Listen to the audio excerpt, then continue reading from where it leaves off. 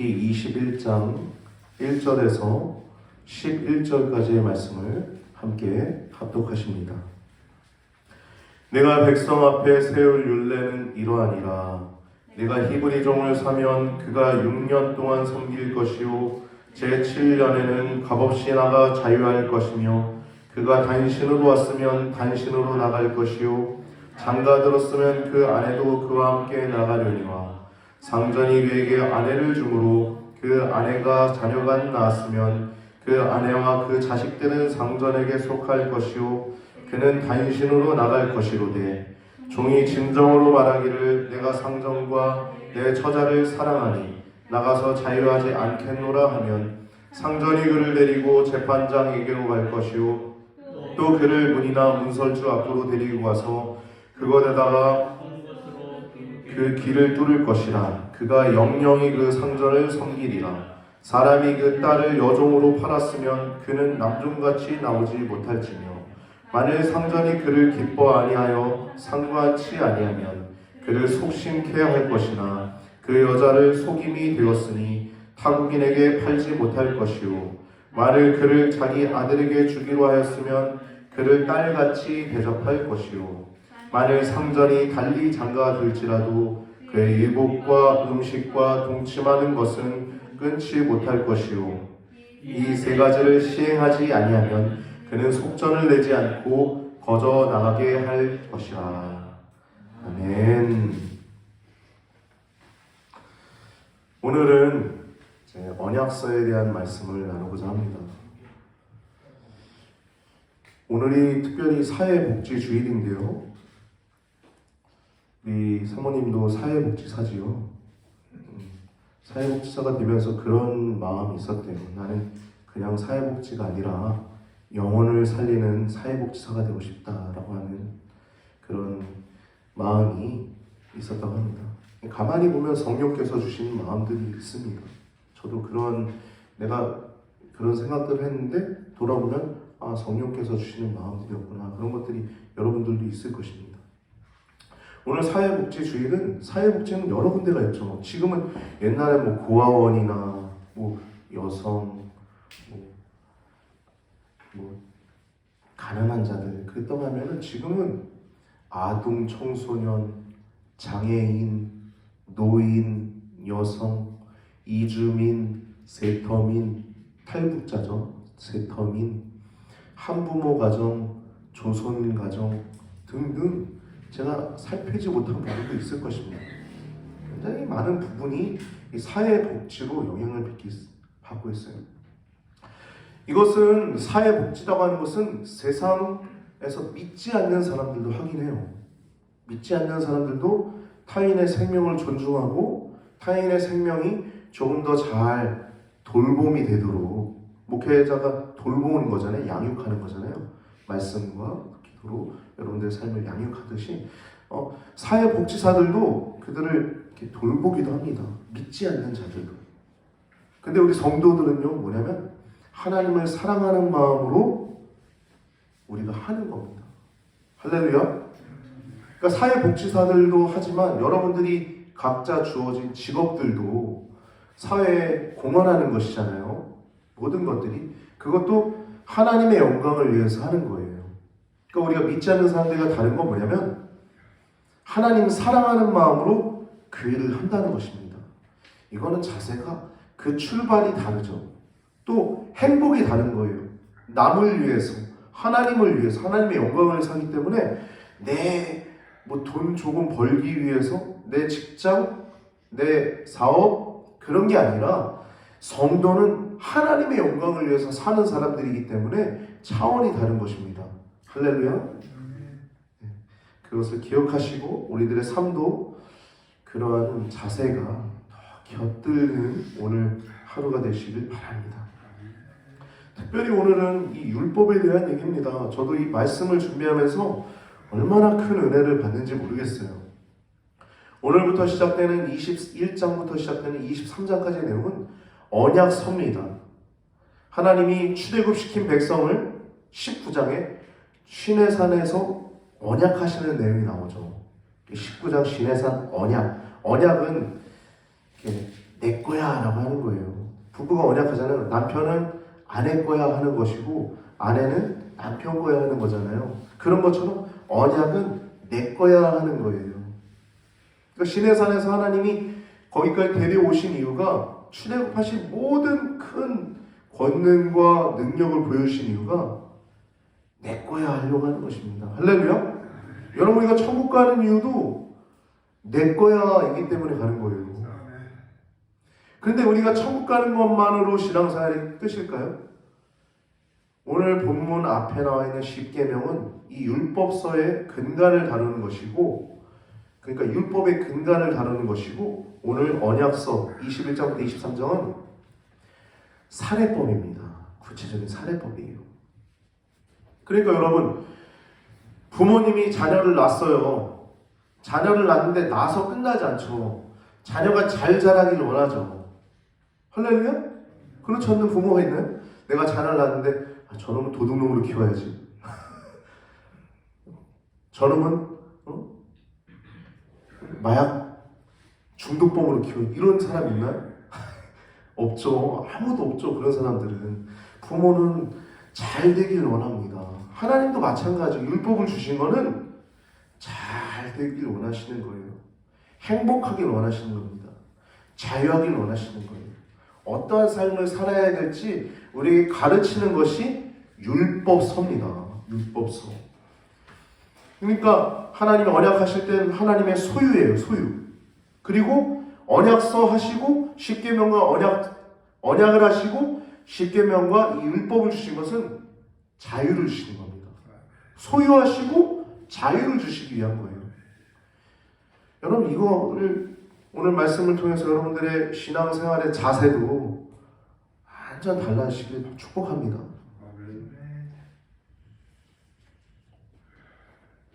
십계명은 근간을 다루는 거라고 그랬죠. 어떤 사람들은 이 십계명은 중요하게 생각하는데 그 이후에 나와 있는 오늘 본문부터 시작되는 21장부터 23장에 나와 있는 이 언약서, 이 율법은 조금 덜 중요하게 생각하는 사람들이 있습니다. 그러나 예수님 그렇게 말씀하지 않았죠. 모든 율법은 천지가 변해도 패하지 않는다. 아멘. 말씀 그대로 다 중요한 말씀이라는 거예요. 모두 중요합니다. 성경은 어느 법이 더 높다고 말한 적이 없습니다. 다만 십계명은 근간을 다루는 말씀이라는 거예요. 우리가 지난주 말씀처럼 우리의 법 가운데 헌법이 있죠. 근간을 다루는 거잖아요.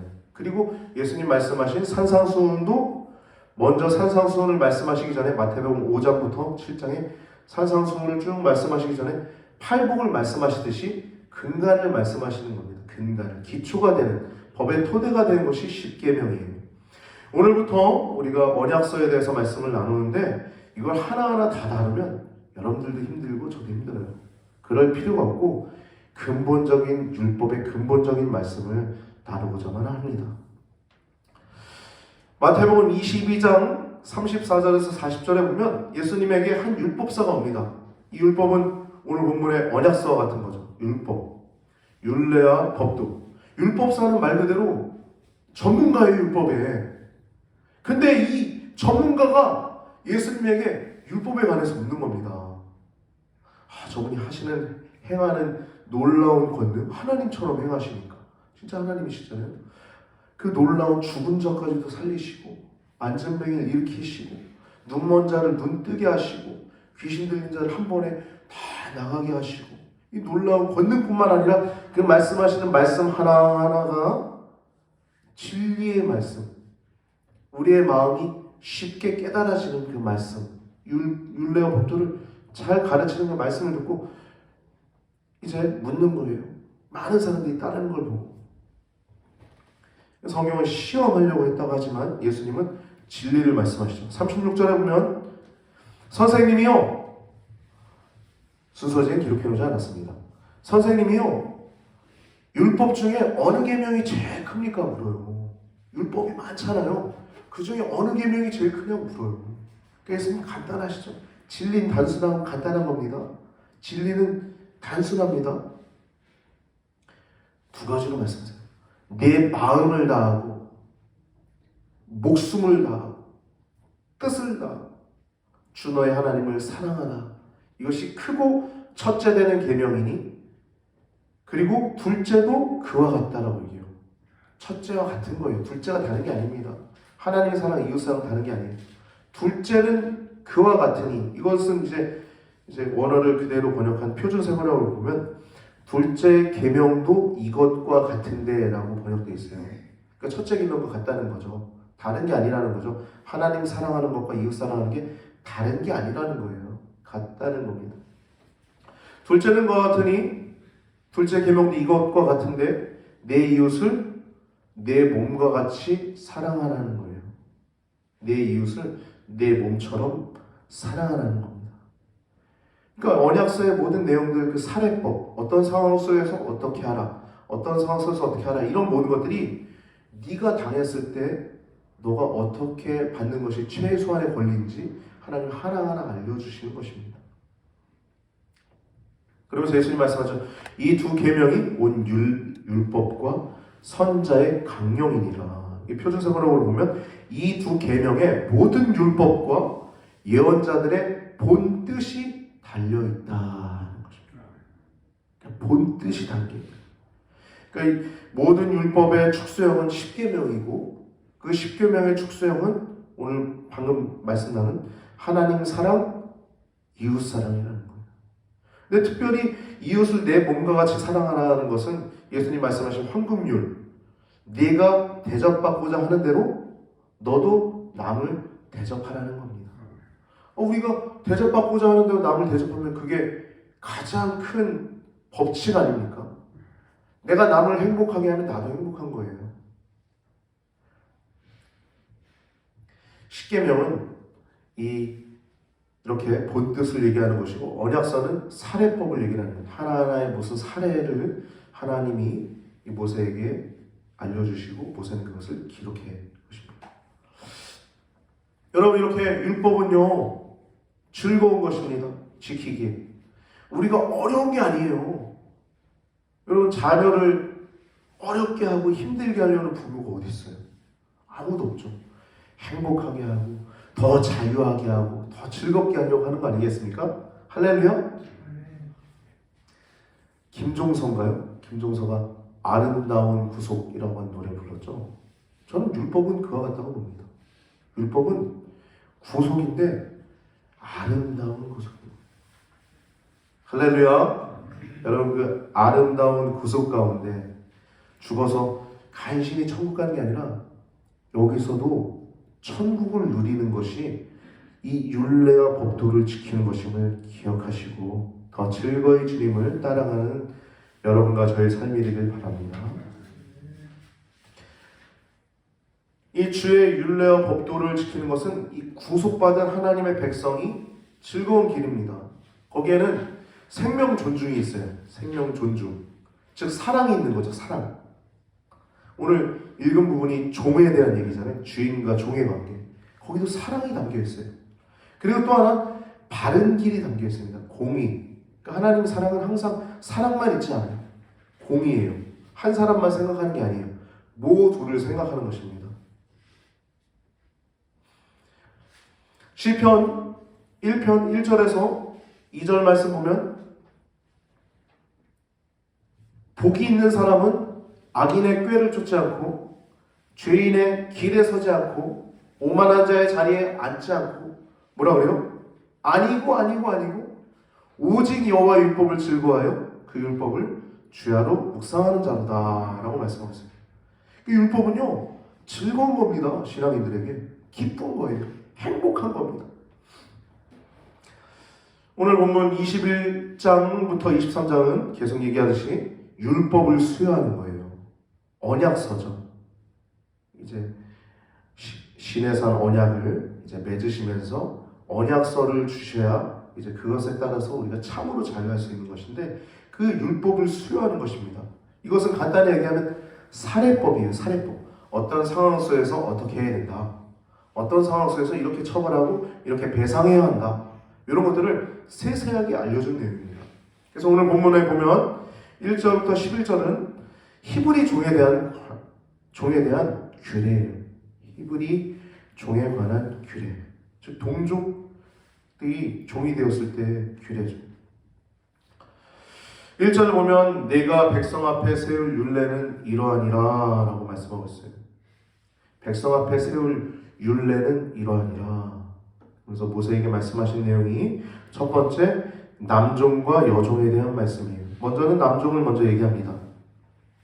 내가 히브리 종을 사면 그가 6년 동안 섬길 것이요 제7년엔 값없이 나가서 자유할 것이며 라고 얘기하고 있어요. 여러분, 종이 되는 이유가 두 가지가 있습니다. 크게. 첫 번째는 가난할 경우에 종이 돼요. 두 번째는 도둑질했을 경우에 종이 됐습니다. 그래서 6년을 섬기는데 7년째 해방될 때는요, 여기에 지금 기록되어 있지는 않은데 신명기 15장 12절에서 14절 말씀 보면 후이주라고 나와 있어요. 그 종에게 그냥 내보내지 말고 너에게 복을 주신 대로 후이주라는 거예요.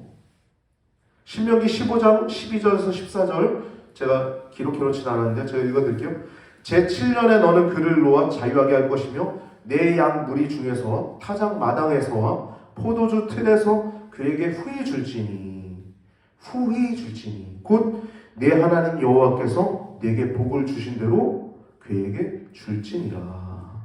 아멘. 여러분, 이 하나님의 섬세한 사랑입니다.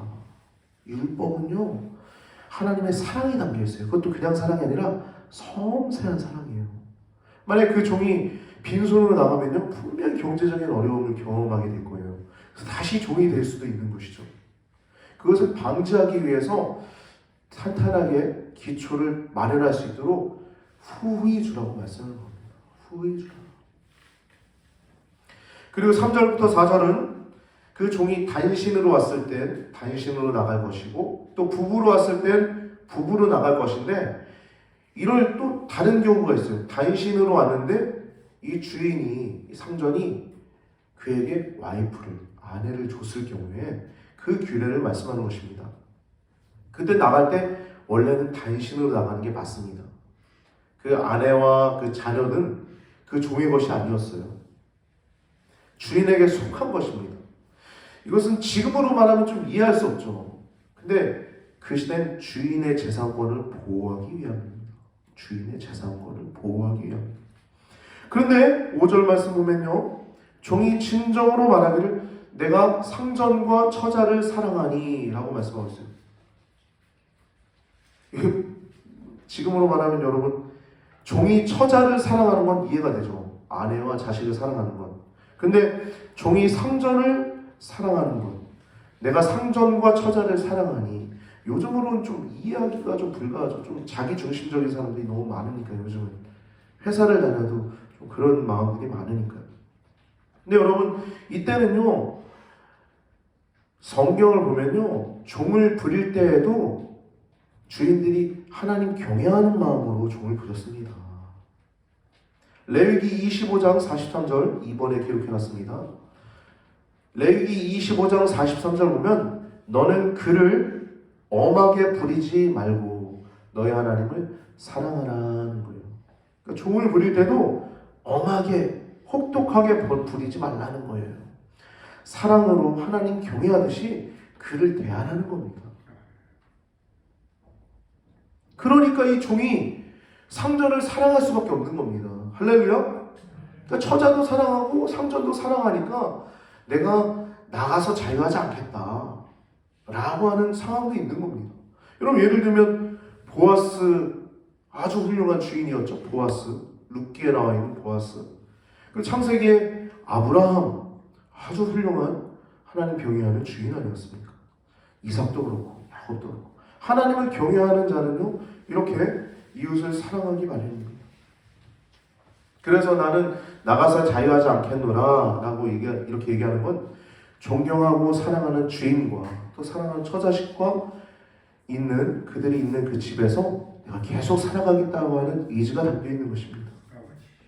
그래서 6절에 보면 그를 데리고, 그 종을 데리고 그러면 재판장에게 데려가서 그를 문이나 문설주에다가 그를 대고서 그 귀에다가 송곳으로 뚫을 것이라.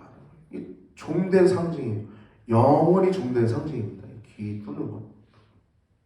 그래서 그가 영영이 그 상전을 섬기리라고 말씀하고 있어요. 이것이 바로 남종에 대한 규례고요. 7절부터 11절은 여종에 대한 규례입니다. 히브리 동족인 이 여종에 대한 율법인데요. 이 여종은 단순한 그냥 노예가 아닙니다. 단순한 종이 아닙니다. 이 여종은 첩입니다. 첩. 주인의 첩으로 온 거예요. 7절과 8절을 보면 사람이 그 딸을 여종으로 팔았으면 그는 남종같이 나오지 못할지며 만일 상전이 그를 기뻐하지 아니하면 이라고 하고 있어요. 기뻐하지 아니하면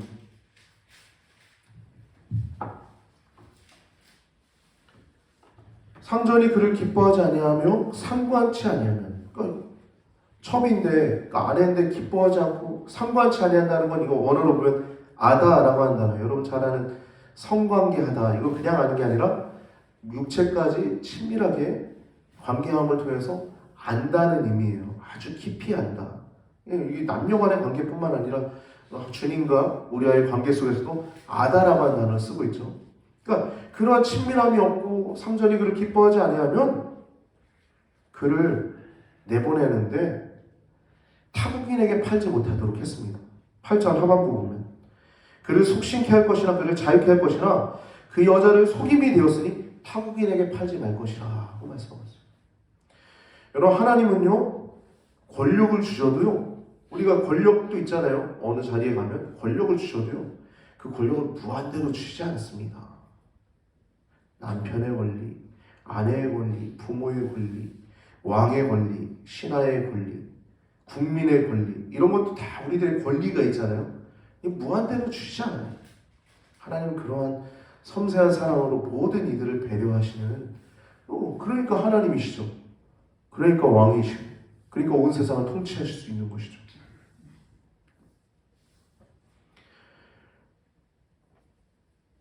여기서 또 다른 경우를 얘기를 하는 겁니다. 아들에게 주기로 했으면 딸같이 대하라고 말씀을 하고 그 다음 10절에 보면 이 상전이 달리 장가들었을지라도 그러니까 다른 첩을 또 준 거예요. 근데 그렇게 할지라도 먼저 첩으로 온 그 여종의 그 혜택, 그의 권리를 파기하지 말라는 것입니다. 이 세 가지를 항상 주라고 얘기하고 있죠. 음식과 의복과 동침하는 것을 끊지 말라는 것입니다. 여러분 이거는요 약자를 향한 하나님의 사랑입니다. 하나님의 자비예요. 당시에 일반적인 관습이었던 이 노예제도 그것을 하나님은 일시적으로 허락하셨죠. 원래 노예를 하나님 기뻐하시지 않습니다. 종과 노인의 관계를 하나님 기뻐하시지 않습니다. 다 자유하기를 원하시죠. 근데 그 시대가 어쩔 수 없으니까 일시적으로 노예를 허락하셨지만 노예제도 허락하셨지만 그 가운데서도 개개인의 인격과 또 생명을 보호하시는 하나님 아버지의 사랑을 뭔가 율례와 법도를 통해서 느낄 수 있는 것입니다. 그래서 음식과 예복과 동침하는 것을 임의로 중단할 수 없었던 것입니다. 그리고 이 11절 말씀 보면 속전을 만약에 이것을 시행하지 않으면 속전을 내지 않고 거저 나가게 할지니라 하는 겁니다. 이 속전은 그 여종을 팔았을 때 받은 금액입니다. 이것을 받지 않고 이것을 내지 않고 그냥 나가서 자유할 수 있었던 거예요. 그것이 3년이 되었든 4년이 되었든 혹은 1년이 되었든 이런 일들이 발생하면 그냥 나가서 자유할 수 있었다는 것입니다.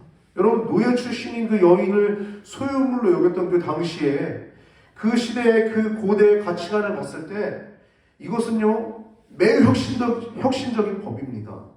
할렐루야. 하나님을 경외하는 법이에요. 그리고 우리 오늘 읽진 않았지만 12절부터 17절의 말씀 보면 사형에 해당하는 죄들을 나오고 있어요. 여기는 보면 13절에 보면 어떠한 사람을 죽이게 됐더라도 그것이 일부러 죽이지 않고 그렇지 않을 경우엔 도피처를 마련했죠. 도피성이라고 해요. 이것은요 예수 그리스도를 예표하는 것입니다. 아무리 살인이라고 하는 죄를 저질렀다 할지라도 그것이 자기의 임의로 혹은 자기가 고의적으로 계획해가지고 막 범하지 않은 죄인 이상 그 도피처로 가서 그 제단을 잡으면 살 수 있었어요. 거기 있는 대제사장이 죽을 때까지 거기 머물러 있었으면 됐습니다. 거기서 나오면 죽었어요. 거룩한 성소가 도피처였어요. 하나님의 사랑을 느낄 수 있죠. 근데 하나님은요, 사랑의 하나님이시기도 하지만 사랑만 있으면 이 세상을 다스릴 수 없죠. 공의의 하나님이십니다.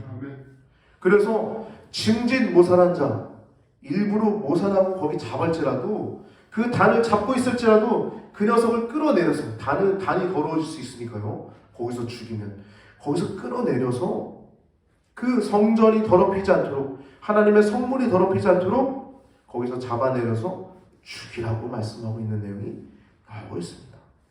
14절에. 그럼 우리가 이렇게 오늘 본문 말씀을 통해서 언약서의 기본 근간, 본 뜻에 대해서 우리가 말씀을 나눴는데, 율법은요, 자유를 위한 것입니다. 자유를 위한 것이에요. 우리가 살아가도요, 우리가 어저께 양화진 율궁의 선교사의 묘를 다녀왔는데, 이 나라에 와서 자기 자신을 위해 산 게 아니라 타인을 위해서 그렇게 살았던 사람들. 우리도 선교사라고 그러죠. 여러분들의 삶 속에서 여러분도 선교사입니다. 여러분의 가정에서 여러분이 처한 이웃들 가운데 선교사인데요, 자기 자신을 위해서 살아가는 사람도 있어요. 사랑을 해도 자기 자신을 위해서 사랑하는 사람이 있어요. 근데 하나님을 위해서 사랑하는 사람이 있습니다. 할렐루야. 여러분, 우리가 누구에게 밥을 사고 누구와 교제를 하더라도요, 면밀하게 분별할 수 있게 되길 바랍니다. 하나님의 영광을 위해서 사랑하는 자들이 되시길 바랍니다.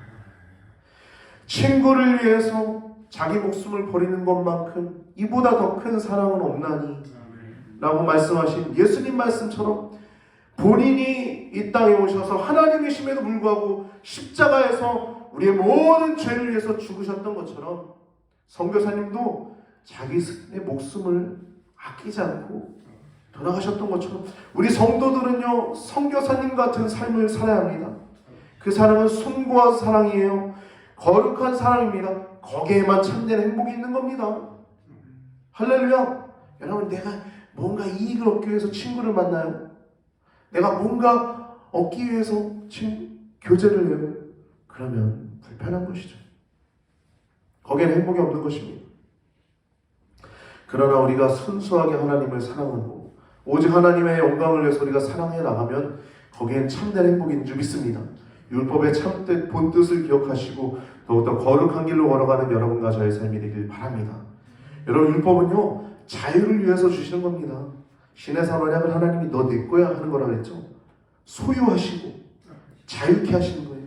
하나님 우리를 부르신 건, 야, 너 주일날 예배 드려야지, 야, 헌금 내야지, 야, 11조 내야지, 너 헌금 내야지, 너 그리고 더 하나님께 충성해야지. 하나님은 옥죄고 얼매이고 힘들게 하려고 하나님 부르신 게 아니라 정말 자유케 하시려고 여러분과 저를 부르심을 기억하시고 이 믿음의 길을 걸어가시길 바라는데요, 이 세상에 세 가지 사람이 있다고 해요. 저 요즘 스폴전 목사님 말씀을 많이 듣는데 세 가지 말씀이 있다, 세 가지 사람이 있다고 합니다. 그냥 말씀하신 건데 제가 거기서 세 가지 분류했어요. 첫 번째는 보혈의 혜택 가운데 살아간 사람입니다. 보혈의 혜택, 은혜 가운데 살아간 사람, 은혜 가운데. 그 사람은요, 보혈의 왕자죠.